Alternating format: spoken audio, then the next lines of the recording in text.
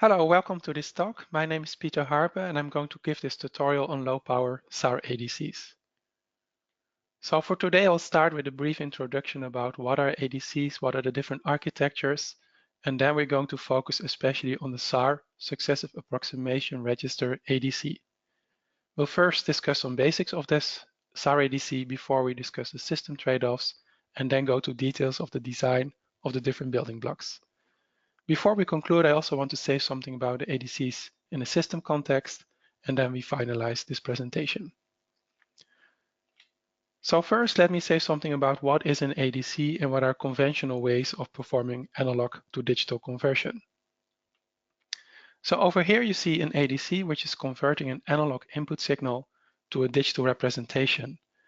And that means that the analog input, which is continuous in both time and amplitude, is transferred to a representation which is both discrete in time and amplitude. The two processes that we need for that are called sampling and quantization to change respectively the time and amplitude from continuous to discrete. If we look to the definitions here, on one hand we have the sample rate, fs, which more or less defines the resolution in time that this converter has.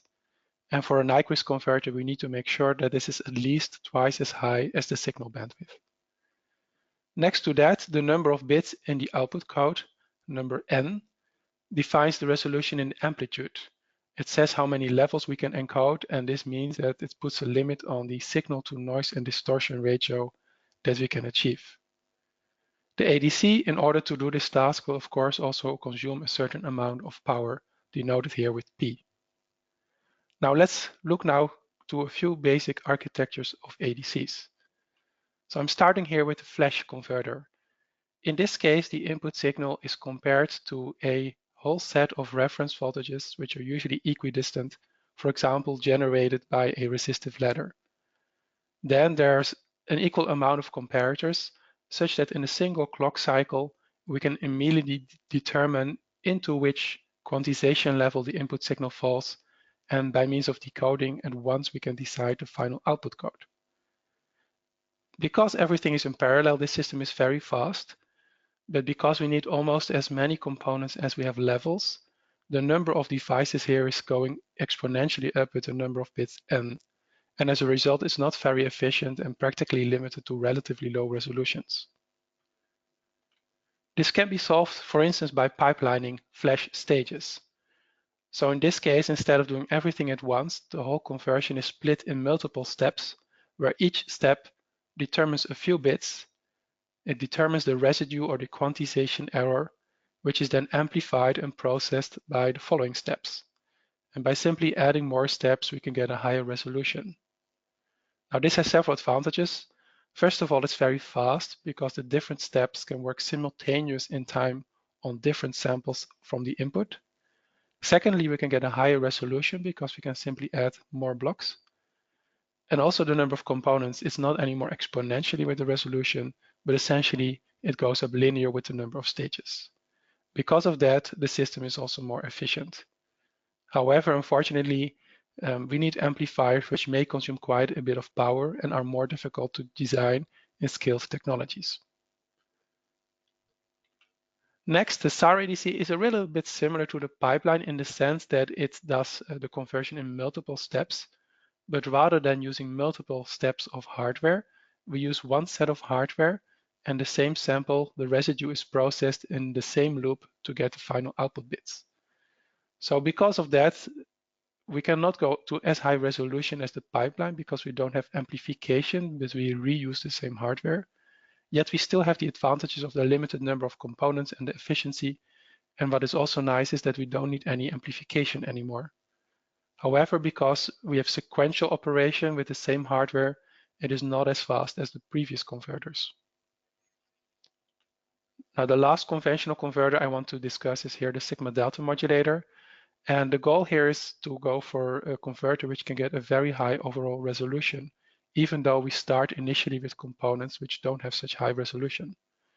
So the core here is formed by a quantizer, shown here as a summation node, which adds quantization errors or quantization noise, Q in, to a signal that we want to convert.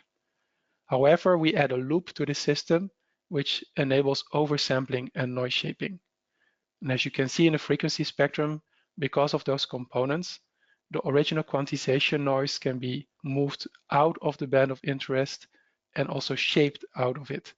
And as a result, the noise from quantization at the output, Q out, is mostly out of band and irrelevant for the in-band performance.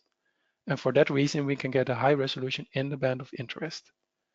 The advantage of this topology is that you can get a very high resolution and linearity with relatively simple components and also in an efficient way.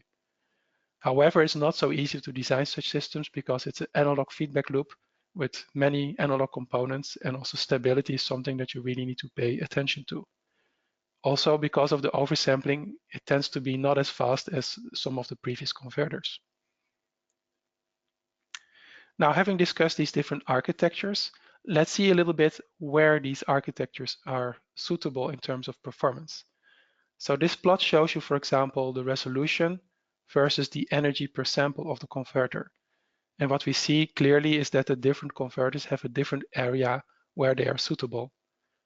However, if you look to the efficiency, where this trend line connects points which have kind of a similar efficiency according to the Schreier figure of merit, we can observe that SAR pipeline and sigma delta converters, they're more or less similar in terms of efficiency, but it's clear that they really fit a different performance area. That's also clear if we look here to the second plot, where on the x-axis we have the resolution, and on the y-axis we have the effective sampling rate. And here you see, as you may expect, that, for example, the flash converters are low resolution but high speed, and on the other hand, the sigma delta are exactly in the opposite corner.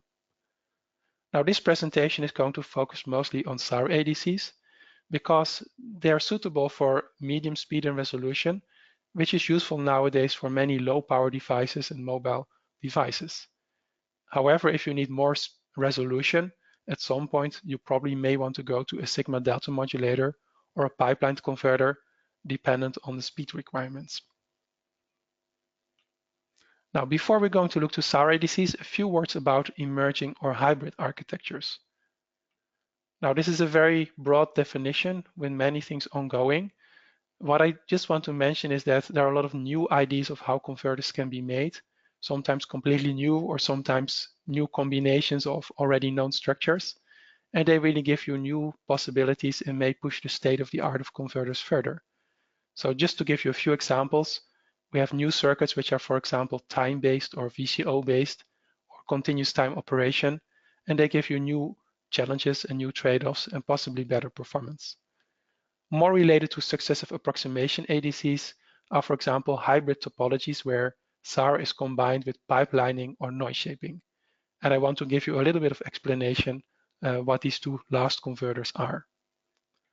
So starting with the pipeline SAR ADC, this is similar to the more conventional pipeline of flash stages, but now we use SAR rather than flash converters in each subblock. And this has two advantages. First of all, the SAR ADC is more efficient compared to the flash converter and improves the overall efficiency. And secondly, because the SAR resolves more bits than a flash stage, we can now reduce the number of stages for the same resolution, and thus also the number of amplifiers, which are relatively power consuming. So if you roughly position this kind of new pipeline SAR ADC against traditional SAR and pipeline flash converters, you could see that the speed is more or less in between these two categories, while the resolution benefits now from the pipelining and the efficiency still benefits from the SAR architecture. Over here, you see the noise shaping SAR ADC, and this became attractive in the last several years because of the note that for SAR ADCs, it's kind of difficult to improve noise and distortion.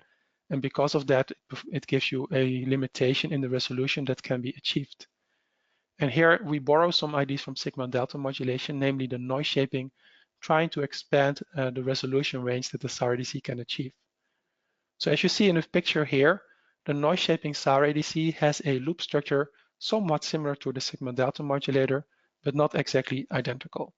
However, thanks to this structure, we can also partially shape certain noise contributions in the ADC and get a better noise performance in the band of interest. And this is also what you see in the table. However, we still see that noise shaping SAR is not yet as good in terms of resolution as the sigma delta, because the noise shaping tends to be less aggressive as compared to the sigma delta modulator. We should also note that the noise shaping does not solve the distortion problems of the SAR ADC, and that's why the noise shaping SAR is actually not more linear than the SAR ADC by itself.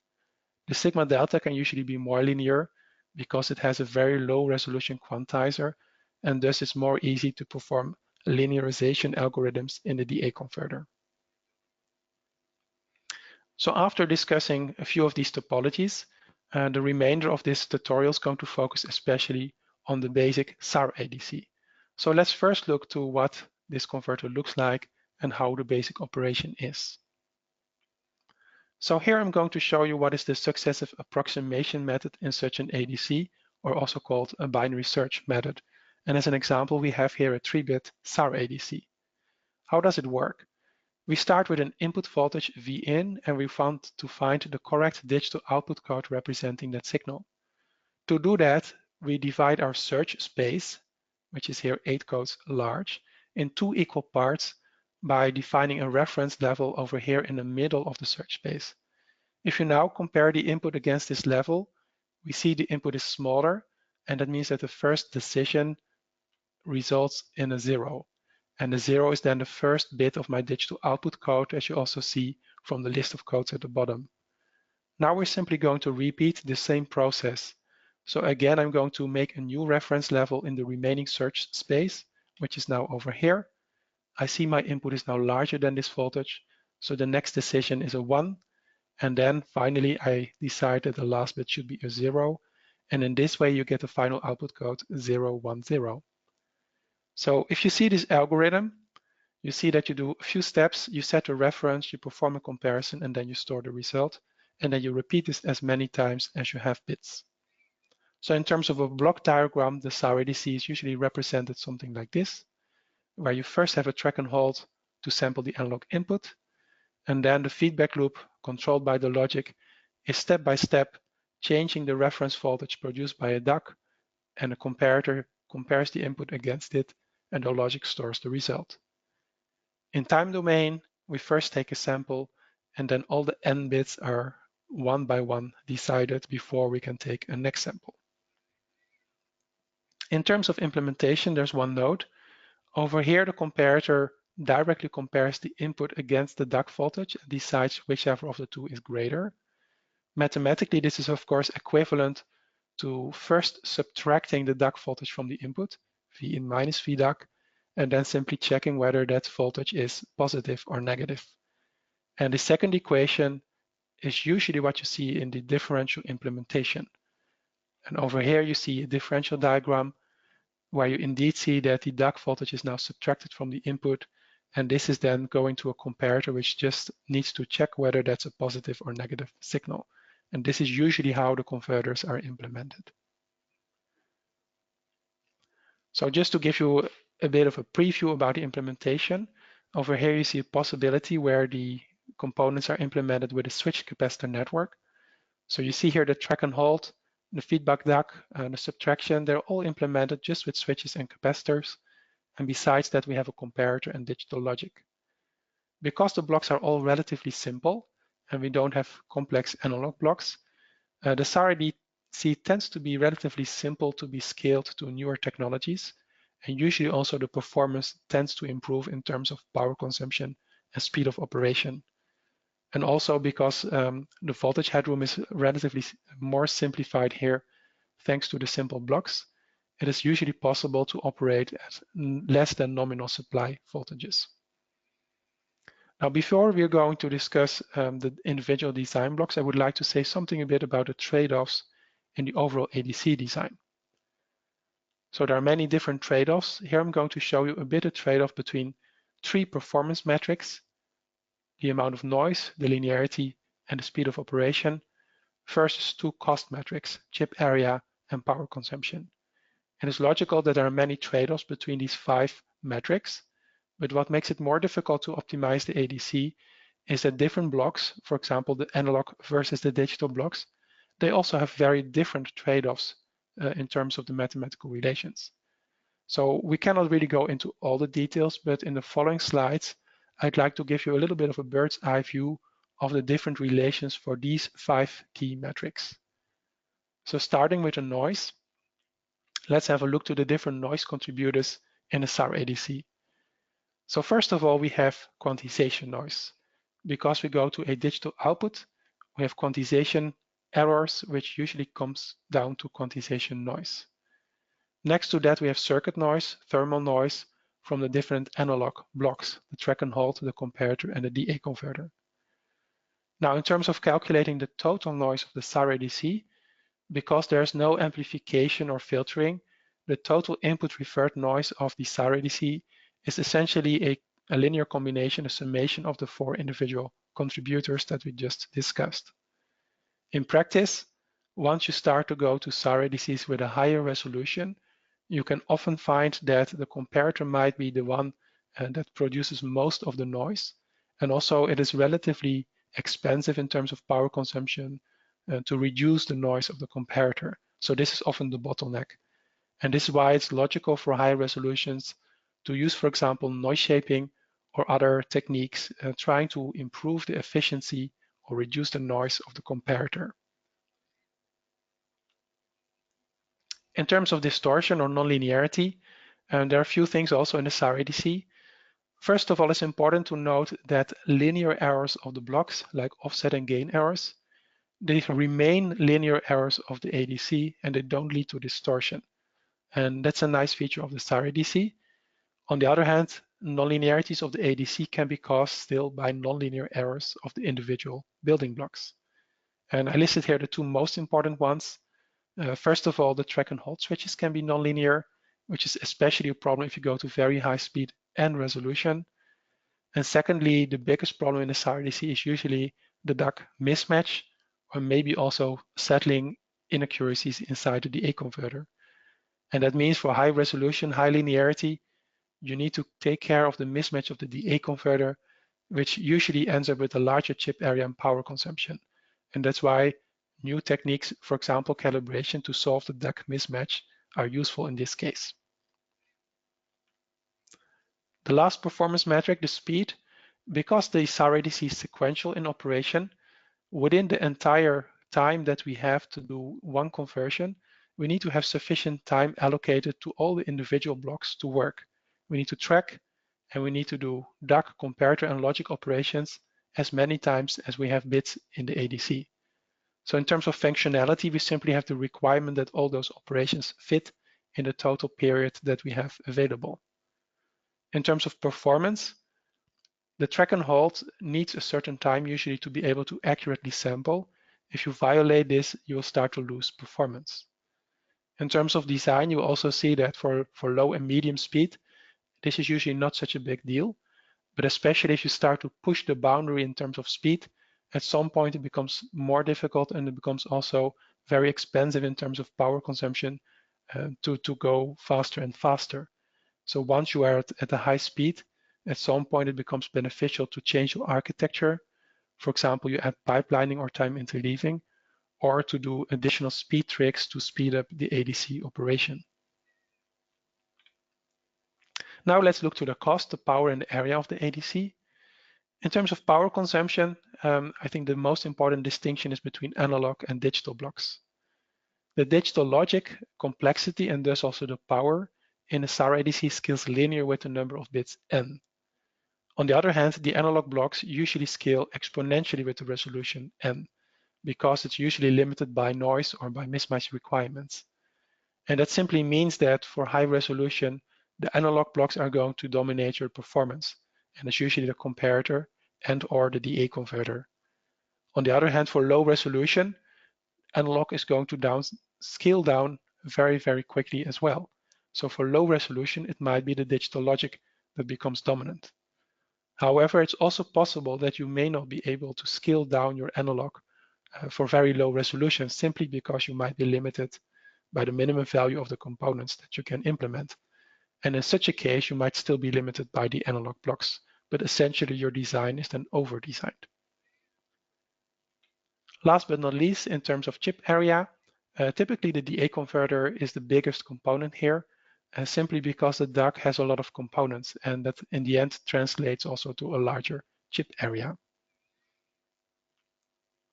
So over here, there's a very brief summary of those different trade-offs, and dependent on what is your goal, improve the noise or lower the power consumption, I describe here a few of the limiting factors as point of attention. I should note here that this is really a simplified summary and it's not necessarily true in all designs, but I hope this gives you a first indication and awareness of which book especially to look at when you try to optimize certain performance metrics of the ADC. So after having discussed these trade-offs in general, let's now go to the design of the individual building blocks. We have 4 blocks, and I'm going to start with the track and hold circuit. So the basic goal of the track and hold circuit is that you can track the input and that you can at some point sample it to perform the quantization. So a simple way to do that is with an NMOS sampling switch and a sampling capacitor CS. If the clock is high, the input is here connected to the output and you're tracking, but as soon as the clock goes low, we sample the signal on the sampling capacitor. If you do this with only an NMOS switch, the disadvantage here is that it will only conduct if you have a gate source voltage which is beyond the threshold voltage of the device, and usually also need sufficient overdrive voltage. And for that reason, if the clock is at the VDD at a high level, the input range is actually not a rail-to-rail. In order to make it rail-to-rail, we can use a complementary switch, where besides the NMOS, we also have a PMOS transistor. Now, where the NMOS conducts the input signals which are sufficiently low, the PMOS device connects the inputs which are sufficiently high above the ground. And in this way, if there's overlap between the two devices, the total switch actually will conduct rail-to-rail from ground up to VDD. Now, this was a nice solution. However, this is not always true anymore, especially if you go to newer technologies or if you use sub-nominal supply voltages to save power. Because in those cases, something like this can happen, where the sum of the thresholds is higher than the supply voltage. And then rather than overlap, you see there's now a gap in the conductivity of the switch in the middle of the range. And in this way, you cannot make a proper sampling switch. So that's why more recently, people use to other solutions. So 2 techniques are shown here, boosting techniques, clock boosting and bootstrapping, which help to overcome the problem of the previous slide. So in these cases, we use again an NMOS switch, but now in order to have a rail-to-rail conductivity, the gate at a high level is not connected to the supply, but to a level beyond the supply. And in this way, you can get rail-to-rail operation. In the 2 different examples, in clock boosting, you see that the clock is multiplied with a fixed factor. So for example, with a factor 2, the high level of the clock now becomes twice VDD. And in this way, you can easily have a rail-to-rail input swing. However, the risk of this approach is that theoretically the gate source voltage can now go beyond the supply, which may give reliability issues for your transistors. In bootstrapping, which is a little bit more complicated, the gate source voltage is now shifted with the amount of VDD beyond the input signal to VDD plus Vin. In this way, the gate source voltage when turned on is always equal to exactly VDD. And this is nice because the constant overdrive means that you get a better linearity. And also because the gate source is equal to VDD, it is never greater than VDD, so the reliability can also be better. Now, having discussed a few examples of track and hold circuits, here I'm listing a list of problems that can actually happen, imperfections in this design. And you see there are quite a few problems that can happen. We're going to discuss them quickly one by one. But the most important message here is that, again, this is going to be a trade-off problem, because to solve certain problems, you have sometimes solutions which are contradicting to the performance of other issues. And sometimes you want to have a bigger, sometimes a smaller switch. And for that reason, it's still a puzzle and you have to carefully optimize all the components of the switch. And also sometimes you need to use extra techniques to improve the performance beyond what you would otherwise be able to achieve. So let's discuss the different imperfections one by one. So I'm starting with the on resistance. At the moment the switch is connected and conducting, the on resistance ideally should be 0, But because we have a channel, the resistance is not equal to 0. It's actually the function for the NMOS as you see here on the slide. It's similar for the PMOS, except that it's kind of inverted function.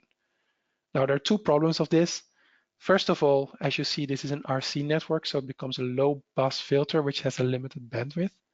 But secondly, because the on resistance depends on the input voltage, we actually get distortion here. And this especially will show up if you have an ADC that goes for high speed combined with high resolution. And in that way, it will limit the linearity of the sampled voltage. The second problem is charge injection. So at the moment our clock goes from high to low, exactly when we sample the signal, the charge in a channel that was established before now has to go out of the transistor. And this charge, Q channel, if you assume it goes 50-50 to the input and to the output node, this charge goes into the sample capacitor CS, and there it will introduce a small delta V out on the output sample. And as you see from the equations, this output voltage error is also related to the input signal. So to a large extent, this delta V out actually gives you a constant value, an offset or a gain error, but to a lesser extent, there's also distortion in this delta V out. And that means that also charge injection in the end can give you some limited linearity of the ADC. Now, the main problem is that the requirement here in order to reduce charge injection is kind of contradicting to the requirement to optimize the on resistance of the previous slide. And that's why it's really a compromise between the two problems. So the next imperfection to discuss is the sampling noise. So when the switch is turned on, it also produces noise, shown here as 4 kTr. And that means that at the moment you sample, you do not only sample the input signal, but you also take a sample of the noise that is produced by the sampling switch. And because we sample, it's not a noise spectral density, but it's the total integrated noise power that counts. And this is, as you know from the equation, is given by KT over C, where C is the sampling capacitance in the network. And the only thing you can do here is just increase the value of C. So those are I think the most important issues for most SAR ADCs. There are a few more dedicated ones. So one here is shown here, the clock precision. When we sample, we assume that the clock happens at a certain moment in time, but in reality, it might be a little bit earlier or later, and this is kind of a timing error, shown here as delta T clock. Now, if you assume that the input voltage is changing over time, V in, then if there's a delta T clock, this means also that the voltage that you sample will have a similar error, shown here as delta V out. And the relation between delta T clock and delta V out is given by the relation that you see here, is simply related to the derivative of the input signal, assuming that the deltas are small. So in other words, this problem especially happens for high-speed ADCs that work with high-frequency input signals because they have a higher derivative of the input signal versus time. So for high-speed ADCs, this is a concern. And then we should realize delta T clock actually has two different phenomena. The first one is if delta T clock is random, a random variation, which we usually call jitter. And this will also read in a random variation of the output. So it's going to increase the noise of the output samples. Next to that, there could also be certain kind of systematic variations or constant variations of the timing. And this is called time skew. Now, for a single converter, this is usually not such a big deal. But when you start to time interleave converters, which need to be relatively to each other accurately timed, then the time skew of the channels can give you all kinds of spurious components that degrade the linearity of the ADC. So last but not least, I want to discuss something about the leakage and the capacitive coupling of the sampling switch. So at the moment you are in the hold phase and you're quantizing the sampled voltage, ideally the input voltage should be completely disconnected and isolated from the output node. However, even though the switch is ideally turned off, you may still have a bit of leakage between the drain and source, shown here as a leakage resistance. And beside that, because of the metal connections, the interconnects and vias to the source and drain, you usually also have some capacitive coupling from the input to the output of the sampling switch. And as a result of that, there's not a perfect isolation. And that means that during the quantization, the sampled voltage might still be affected a little bit by the input signal. And that means that you can actually introduce small quantization errors, which also leads to a bit of distortion in the ADC. So this is getting more and more important with technology scaling, because we may have more leakage in newer technologies, and also the smaller geometries could imply that the coupling capacitance also increase. So this especially deserves attention. So far the discussion about the sampling switches. I'm now going to move on to the discussion of the DA converter.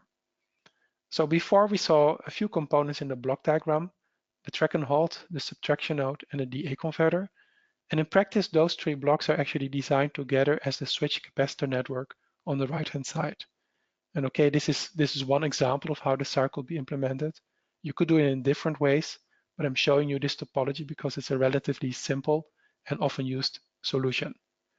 So in this case, this network implements several functionalities. First, it's going to sample the input on all the capacitors at the same time. So rather than a dedicated sampling capacitor, we now sample on all the caps, which also implement the DAC functionality. After that, in the second step, we perform the quantization, and then we need to use the capacitors and the switches B2 down to B0 to use it as a DA converter. So the DAC input is a binary code, B2 down to B0, and it controls the switches going to binary scaled capacitors, 4Cu down to Cu.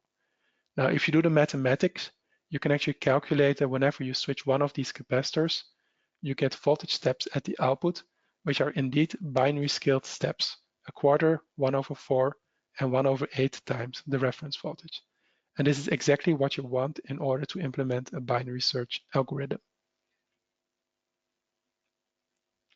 Now, if we go a little bit to the implementation, this DA converter, those binary scaled capacitors and switches, they also have several imperfections: noise, mismatch, settling time, and also certain costs like power consumption and chip area. And a bit similar to the track and hold switch, also you here see trade-offs that on one hand you need to increase your capacitor, but on the other hand you actually like to reduce it. So here is again a puzzle and a trade-off dependent on what is most important for you about how to design the DA converter. So let's look to these different requirements. First of all, noise. We already saw the sampling noise, which essentially happens inside the sampling switch. However, it is reflected on the output voltage that is inside the DA converter. However, there are a few more noise sources. The switch is controlled by B2 to B0. Those are also implemented with transistors and thus also produce 4 kTr noise. And last but not least, the DA converter also needs an external reference, which is ideally noise-free, but in practice will also contain some noise, which will also propagate to the output node. In terms of mismatch, the problem is that ideally we like to have binary scaled capacitors, and in that way you get this binary search tree, of which the different outputs that you can achieve are exactly equidistant at same distances, so it gives an overall transfer function which is linear. However, the problem is that in practice, because of manufacturing imprecisions, the capacitors will always have some kind of random mismatch, shown here as a sigma. And it could mean that, for example, the capacitor in my network that is responsible for the green transition in this binary search tree, in practice is maybe a little bit smaller than I expected it to be. So if it's a bit smaller, it means that the part of the tree under that branch is going to move a bit to the right-hand side.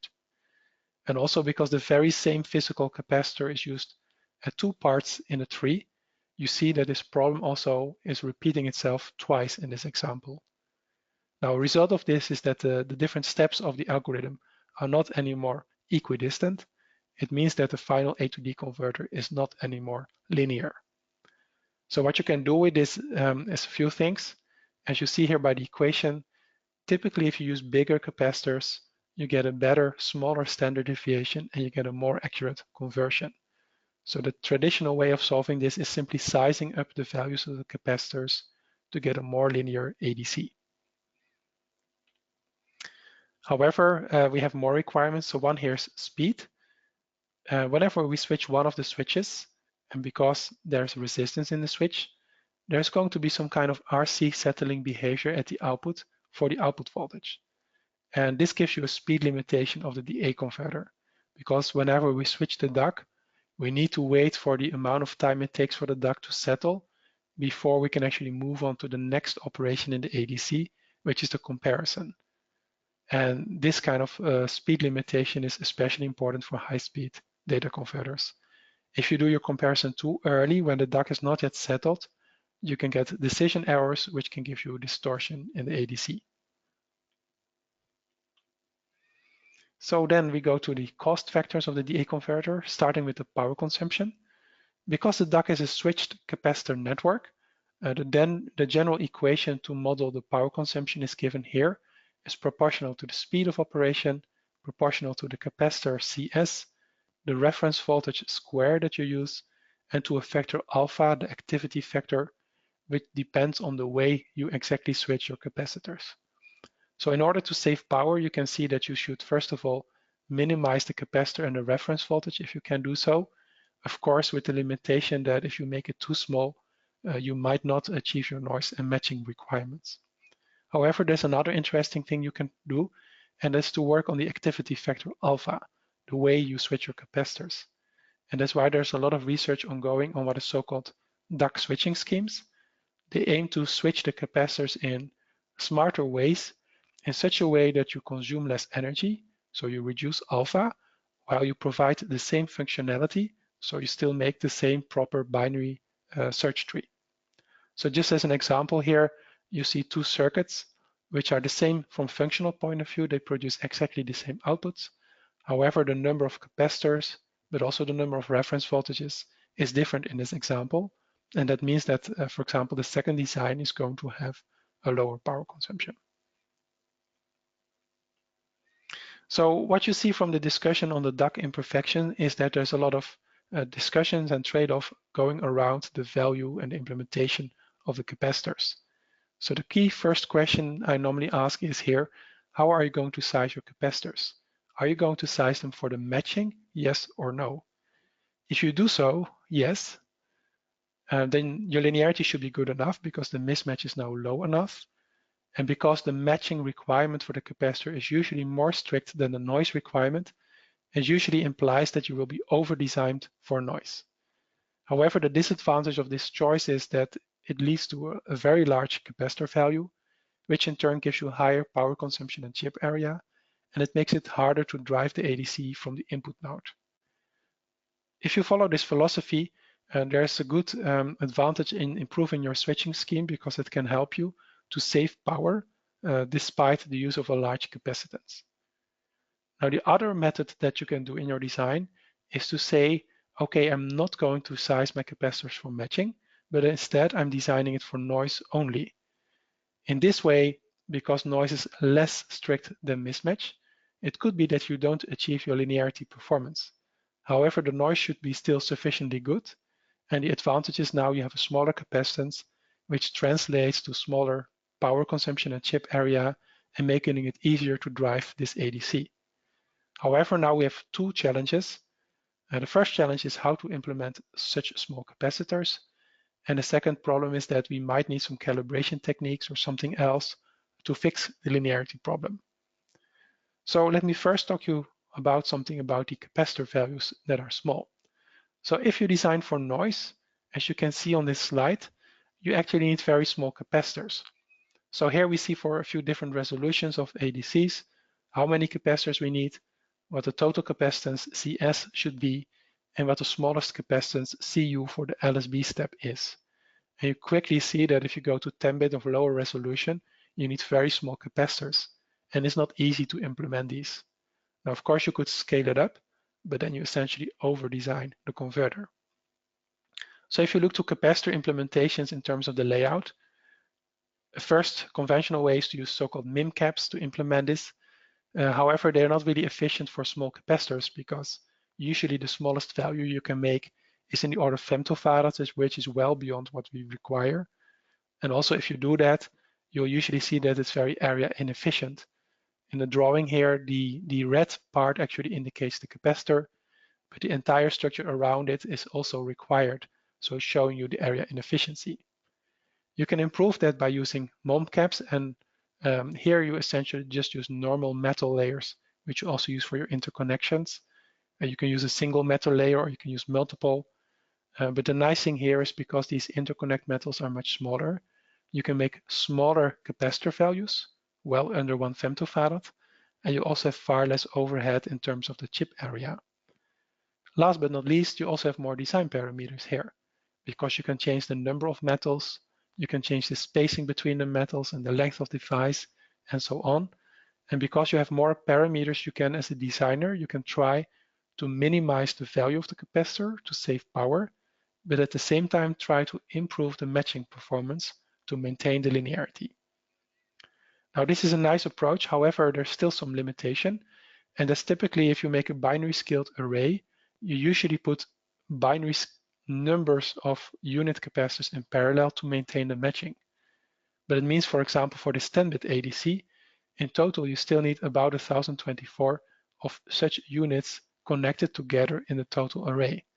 And simply the large number of components still cost you quite a lot of area. So you can solve it by modifying the MOMCAP a little bit, and instead of using multiple units in parallel, we're now going to change the length of the individual units to change the capacitor value. Now, normally, if you just change the length and you double the length of a capacitor, for example, you'll see that the capacitance does not exactly scale with a factor 2 because you have certain systematic errors in the ends or the vias of the device. However, that's solved in this structure that you see here by basing the capacitor value not on the absolute length of the devices, but by using the delta length between two very similar devices. And by looking to the delta, the systematic mismatch errors are solved, and you get a very accurate binary scaled devices with very less elements as compared to using the unit element approach. So having discussed and given you a bit of overview about the DA converter design, I'm now moving to the third component, which is the comparator. So the task of this is to compare two analog inputs and give a digital output 0 or 1, dependent on whichever input is greater. So usually the implementation contains two blocks, a preamplifier and a latch, where the preamplifier provides some initial gain and avoids kickback from the latch back to the input node. And the latch is the component which takes the final decision by using positive feedback. Usually also the implementation is done in a discrete time operation, which means that only on a clock edge the circuit is enabled, performs the comparison, and then it shuts down. Now, because typically the preamplifier dominates noise and power consumption since it's at the input of this comparator, the most important trade-off here is usually to optimize the preamplifier. And it's clear that if you want to have a lower noise for a high resolution converter, the power consumption will go up. However, there are still some ways you can improve the efficiency of the comparator, the preamplifier in this case, and that's what I want to discuss in the following slides. And for the solutions, I'm going to show you first some solutions at the circuit level and then at the algorithmic level. So over here, we start first with an example of how you can implement a dynamic preamplifier for the comparator. So let's discuss the operation of the circuit. First, if you assume the clock is low, you see that the tilt transistor is switched off and the capacitors CP are connected and pre-charged to the supply. Now, as soon as the clock goes high, the preamplifier will start working, because when that happens, with a high clock, the tilt transistor turns on and the differential pair can start to conduct current. Because the PMOS transistors are now switched off, however, the current from the differential pair does not come from the supply, but it comes from the parasitic capacitors CP. So that means that at this point, we're starting to discharge these capacitors. If we assume there's a small input voltage imbalance between the two inputs, the two capacitors will be discharged at slightly different rates, and in this way you dynamically amplify the input to an output voltage. In terms of the energy consumption of this circuit, essentially the energy for a full cycle of the clock here is given by the energy it takes to discharge and charge the capacitors CP from ground to the supply. Now, if you look to this operation, you can actually note that the amplification only happens during the discharge cycle. But during the rising voltage on the capacitor, we are not actually performing amplification. So to improve the efficiency, one thing you can do is you can add a PMOS input pair in parallel to the NMOS input pair. And in this way, you can actually amplify both on the rising and the falling edges of the capacitor. So now we start on the ground level. We first enable only the PMOS pair, and in this way we amplify while we charge the capacitor. Once the voltage at the capacitors is around the middle of the supply, the PMOS transistors are disabled and only the NMOS pair is enabled. And in that way you continue amplification, but now you actually discharge the capacitors. And as you can see from the sketch in the graph, we can get a similar amplification, but because the capacitors are only charged up to half the supply, we now save half of the energy. As an alternative solution, this third diagram is a bit similar to the first design, except that now we have a capacitor in series with a tail transistor. And what this capacitor does is it will quench or stop the amplification at a point where around a level where we have sufficient amplification. And in this way, we avoid that we waste more energy by further discharging the capacitor. And this gets a similar energy saving as the middle design with a similar gain as the original circuit. So these are circuit level solutions aiming to improve efficiency. However, because the ADC is a mixed signal circuit, you can also make improvements in the efficiency by means of the algorithm. So just to give you very quickly a few ideas about that, one way is by adding redundancy to the ADC, where you add a little bit more search steps as compared to the bare minimum that you need. In this case, we have n+1 rather than n cycles. And by doing that, you can enable some overrange, which can counteract certain imperfections which happen in the coarse part of the conversion. What you can do with this is that you can tolerate now errors in the first part, and that means you could use a noisy, low power comparator in the coarse part of the conversion, and only in the fine part you switch to a comparator which has the final precision that you need. And in this way you do save power. And the implementation could either use two completely separately designed comparators with different specs, or you could use a single comparator which has kind of two modes of operation. On similar way but a different implementation, you could also consider to use oversampling or noise shaping techniques which aim to move some of the noise of the comparator out of the band. And in this way, you might also get a more efficient way of getting a higher noise. So there are many different techniques like noise shaping, selective oversampling, or adaptive averaging, which think along these lines, which have different implementations to achieve this kind of goal. So last but not least, I want to quickly say something about the digital logic in the SAR ADC. The main function is clearly to simply make sure that the right operation happens at the right moment in time.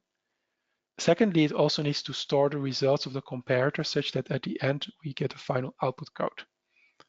In terms of logic design, one way is to simply use standard synthesis tool and standard cell logic to implement the logic. That makes it easy and portable. However, this does not give usually the best performance, especially in terms of speed and efficiency. That's why, especially when you go to very power efficient converters or you want to really go to the maximum speed of your technology, it will definitely pay off to have a custom designed logic where you use either better designed cells, but also you don't synthesize it, but you manually design and put the blocks together to really optimize speed and or efficiency. In terms of the timing of the logic, I want to quickly indicate two solutions, synchronous or asynchronous systems. In a synchronous converter, we have an external clock F clock, which is much higher than the sample rate. And this enables you to have clock edges available during every bit decision of the ADC. And it allows you to synchronize, for example, the comparator or the DAC settling to the external clock edges. It gives you simple operation, but you need a very high speed clock now. Another solution is asynchronous. In this case, you still do have an external clock, but it's now only at the actual sample rate.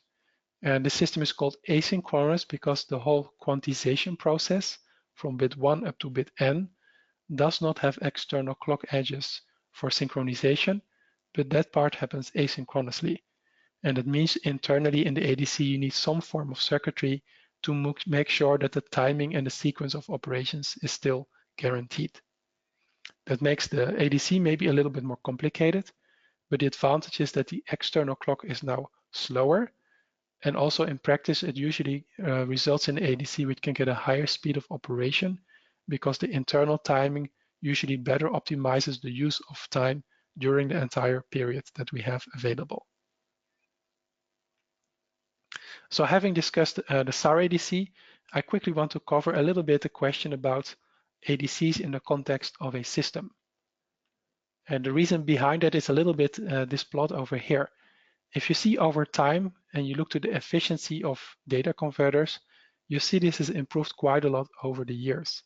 And that means as a result that even though historically ADCs often were very dominant and important in the total system power consumption, for many low power systems, by now the ADC is actually relatively efficient. And the bottleneck in the bigger system is often not anymore in the ADC, but it could, for example, be in a digital backend or in the analog or RF front end. So there the question is whether it's still important to further optimize the ADC efficiency, or actually could we do something better and try to use ADC techniques in such a way that we can improve the efficiency or the performance of the entire system. So to show you a little bit that indeed the blocks in the system around the ADC could be more important than the ADC itself, I'm going to show you here a little bit of subsystem. We see the ADC, but now together with an input buffer, which has to get the input voltage to be sampled on the ADC. And I'm showing here the reference buffer, which is providing a reference voltage that the DA converter needs as a switching voltage for the capacitors. Now we can do quickly a bit of the back of the envelope calculations. First for the input buffer. And because the input buffer needs to have a certain biasing current in order to be able to sufficiently fast charge the sampling capacitance, we can calculate that actually the energy of the input buffer can often be larger than the energy consumption of, for instance, the DA converter. And the result is that actually the input buffer as a whole might consume more than ADC. Something similar is true for the reference buffer. Because it needs to stabilize the reference voltage within every bit cycle of the ADC, the result is that this reference buffer needs to be very fast. It usually needs to be much faster than the sample rate of the ADC, which in the end usually also means that it's going to have a high power consumption. Now again, these are back of the envelope calculations. They might be pessimistic, but they show you that if you don't think very carefully, it's indeed very well possible that the external blocks actually are more important bottleneck than the ADC itself. And that's why it's becoming more and more relevant to look to the larger system rather than just optimizing the ADC core. As two examples, I'm showing you here first a co-design of the ADC with a reference buffer. And the idea here is that you design the two blocks together, trying to make sure that the overall solution is actually better rather than optimizing and over-optimizing the individual blocks. So to design it together, the approach that is taken here is that, first of all, we aim for a very low power reference buffer. And this is the first step. However, to do so, we have to accept that the reference buffer is not going to be so precise and it will introduce errors into the ADC. But then as a second step, these errors are compensated by a correction method inside the DA converter. And in this way, we restore the precision of the entire system. If you look to this together, it means we save the power in the driver and we solve the related problem inside the ADC, and that's why it's a co-design. Now, I don't have the time to go into details, but if you see the results over here, in the layout picture, you see the ADC and with the reference driver as well as the coupling capacitors and the compensation logic.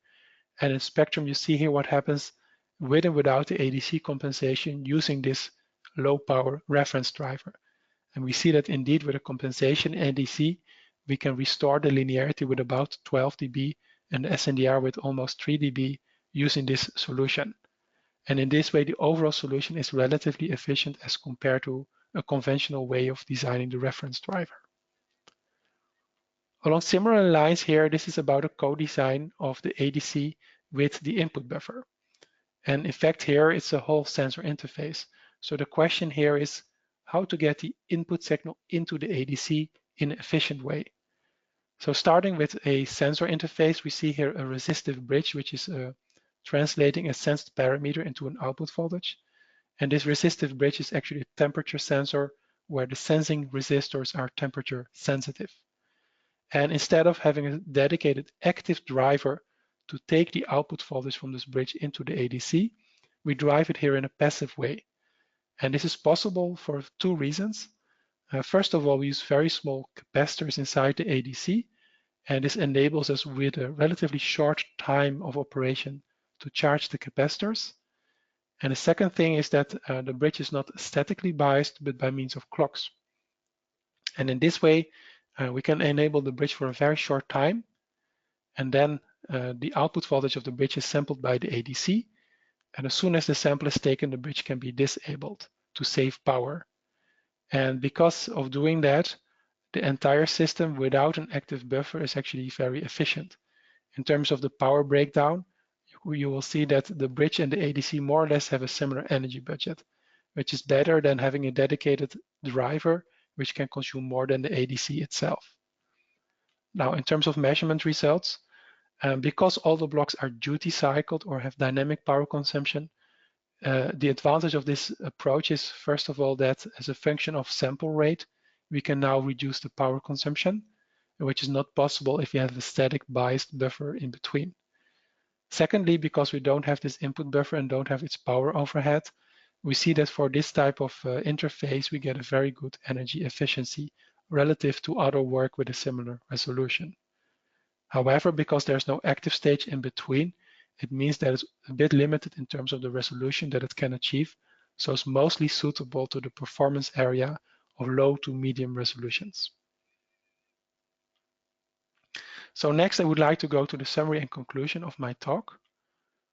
So we started with looking to different architectures and explained that SAR ADCs are not necessarily better than other architectures. However, they are suitable and efficient for a range of applications which nowadays important: medium speed and medium resolution. We saw some examples of emerging and hybrid topologies. They have new IDs and they can clearly push the boundaries in terms of state of the art. However, some of these IDs actually have not yet proven that, while other IDs have clearly moved it further. In terms of the ADC design, I discussed a bit of the higher level trade-offs between the different key parameters. And we saw that dependent on the assumptions or dependent on the bottlenecks, we also have very different problems to be solved. Because of that, we actually see a lot of variation in terms of solutions and also a large variety of performance. As a final outlook, I would like to say that resolution and speed are still relevant challenges. It's still not so easy for the SAR ADC to go to very high resolution, and also in terms of speed, it's still a bottleneck. In terms of efficiency, improvements are still very useful. However, I would say that the focus should nowadays shift more to the sub or system level rather than over-optimizing the ADC core itself further. So that concludes my talk, but I'd like to show you a few more suggestions. Over here are a few textbooks which are recommended if you want to study more on data converters. And last but not least, here are the references that I used in my work in case you'd like to study some of the works further. And having said that, I would like to thank you for your attention, and I hope you enjoyed this tutorial.